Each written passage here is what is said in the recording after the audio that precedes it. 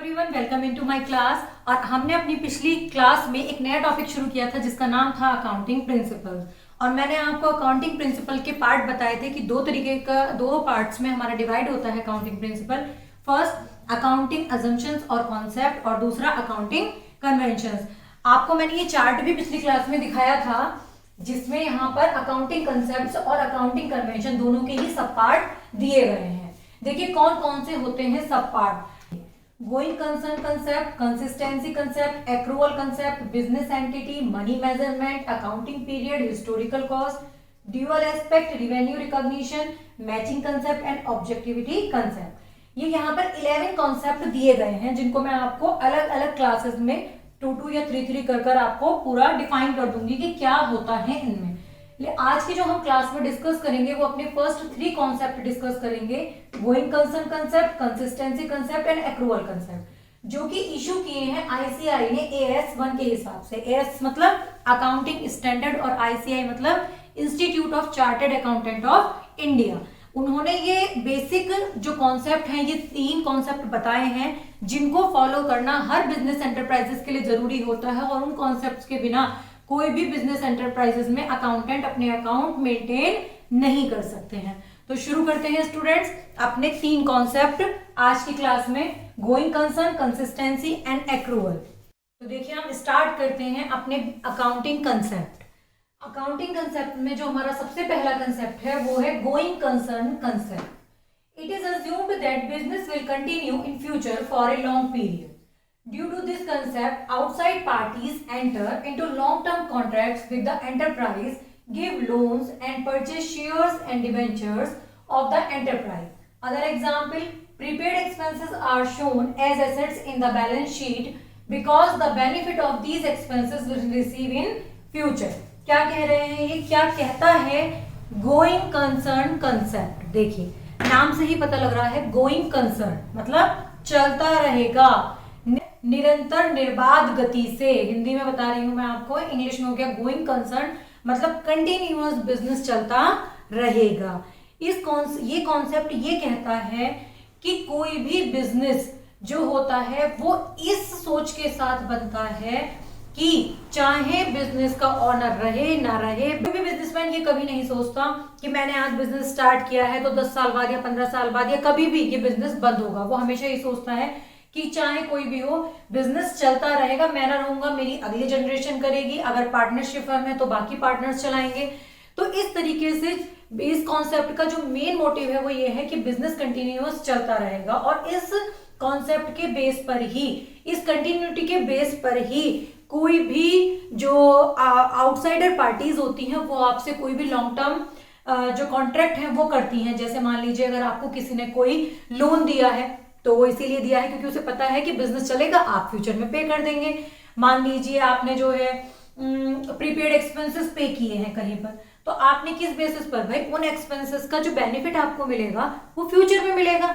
अभी तो मिलने वाला है नहीं, हमने आज पे किए हैं तो फ्यूचर में हमें उनका बेनिफिट मिलेगा। तो ये गोइंग कंसर्न पर ही बेस करेगा कि जब हमने ये सोचा है कि हमारा बिजनेस चलेगा तभी तो हम आज पेमेंट कर रहे हैं और फ्यूचर में अपने पेमेंट का बेनिफिट ले पाएंगे। तो जो गोइंग कंसर्न कंसेप्ट है वो यही कहता है कोई भी बिजनेस जो है वो कंटिन्यूअस चलता रहेगा और वो बंद नहीं होगा। नेक्स्ट है हमारा कंसिस्टेंसी कॉन्सेप्ट। कंसिस्टेंसी मतलब स्थिरता। क्या होता है कंसिस्टेंसी कॉन्सेप्ट, देखिए any method adopted by the enterprise should remain consistent from one year to another year to compare profit and loss account and balance sheet in different periods to draw conclusions. Example, method of depreciation as SLM or WDV, or method of stock valuation as cost or market value. क्या कहता है ये concept? ये concept कहता है कि अगर आपने किसी भी ईयर में कोई एक मेथड चूज किया है अपनी अकाउंटिंग पॉलिसीज में, तो आप नेक्स्ट ईयर भी उसी मेथड को यूज कीजिए। मतलब अपने मेथड में कंसिस्टेंसी बनाए रखिए ताकि आप अपने अकाउंट्स को कंपैरिजन कर सकें। क्यों? क्योंकि देखिए बिना कंपैरिजन के आप अप एंड डाउन का पता नहीं लगा पाएंगे कि आपके बिजनेस के जो प्रॉफिट एंड लॉस और बैलेंस शीट है, तो जो वो फाइनेंशियल पोजीशन आपकी दिखा रहे हैं, तो उसमें कुछ अच्छा हुआ है या अच्छा नहीं हुआ है, मतलब पहले से हमारी फाइनेंशियल पोजीशन बेहतर हुई है या नहीं हुई है, प्रॉफिट हमारा बढ़ा है या घटा है। ये सब बातें हमें कैसे पता लगेंगी, जब हम अपने पिछले ईयर्स के जो अकाउंट्स हमने मेंटेन किए हैं, जो फाइनेंशियल स्टेटमेंट हमने प्रिपेयर किए हैं, उनसे हम इस साल के स्टेटमेंट्स को कंपेयर करेंगे। और कंपैरिजन के लिए दोनों साल के, दोनों वर्षों के जो भी मेथड हमने अप्लाई किए हैं उनका सेम होना जरूरी है। क्योंकि देखिए, अलग मेथड से अलग वैल्यूएशन निकल कर आएगी, दूसरे मेथड से दूसरा वैल्यूएशन। जैसे मैं एग्जांपल के तौर पर आपको बताती हूँ, हमारा जो डेप्रिसिएशन होता है उसके बहुत सारे मेथड होते हैं, लेकिन जनरली जो यूज किए जाते हैं वो दो मेथड होते हैं। एक SLM स्ट्रेट लाइन मेथड और दूसरा होता है WDV written down value method. SLM क्या होता है? SLM होता है, मैं आपको थोड़ा सा ड्रॉ करके बताती हूँ। डेप्रिसिएशन के कई मेथड होते हैं, लेकिन जनरली हम दो ही यूज करते हैं, जिनकी हेल्प से मैं आपको कंसिस्टेंसी कॉन्सेप्ट समझा रही हूँ। देखिए, हमारा एक हुआ SLM मेथड और दूसरा हुआ WDV मेथड। SLM मतलब स्ट्रेट लाइन सीधी रेखा पद्धति और WDV written down value method यानी कि घटते हुए। तो देखिए, हमारी कॉस्ट है मशीन की, कॉस्ट ऑफ मशीन हमने ली 10,000। 10,000 हमारा यहाँ आ गया, 10,000 हमारा यहाँ आ गया, माइनस मान लीजिए इस पर 10% डेप्रिसिएशन लगता है। डेप्रिसिएशन जिन लोगों को नहीं पता है वो पिछली क्लासेस में जाकर अकाउंटिंग टर्म्स में स्टडी कर लें, उन्हें पता लग जाएगा। फर्स्ट ईयर में जो हमारा डेप्रिसिएशन लगता है वो है 10% का रेट है। फर्स्ट ईयर में जो हमारा डेप्रिसिएशन लगेगा कॉस्ट पर 10,000 का 10% यानी कि 1,000। यहाँ पर भी 1,000 माइनस कर दीजिए, 9,000।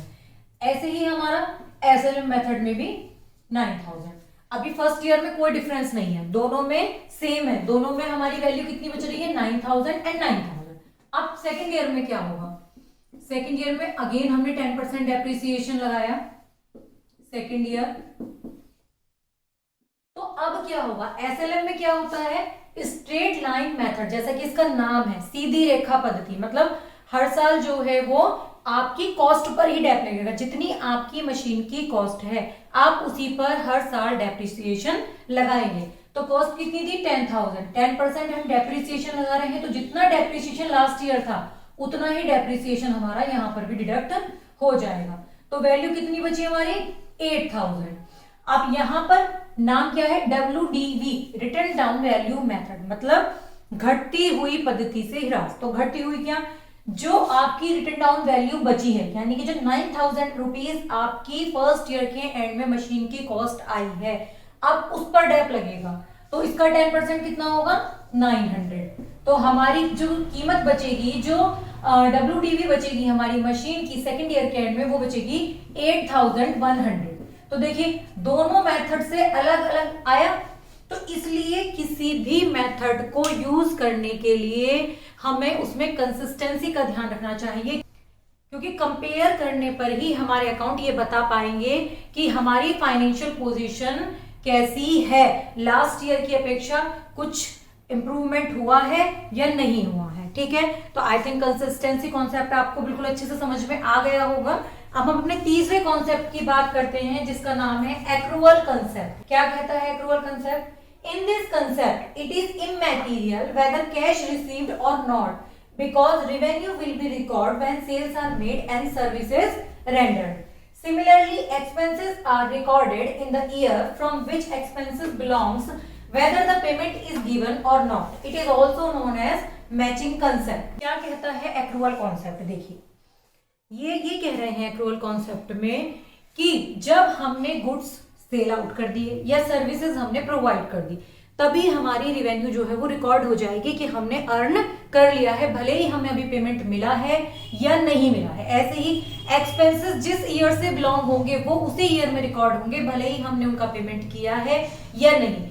एक्रूअल वर्ड ही बताता है कि उपार्जन, मतलब कोई भी एक्सपेंस या कोई भी रिवेन्यू उस तभी रिकॉर्ड कर ली जाएगी जब उससे रिलेटेड हमने काम कर लिया है, भले ही पेमेंट आया है या नहीं आया, या एक्सपेंसेस के रिगार्डिंग पेमेंट किया गया है या नहीं किया गया है। इसीलिए हम इसको मैचिंग कॉन्सेप्ट के नाम से भी जानते हैं।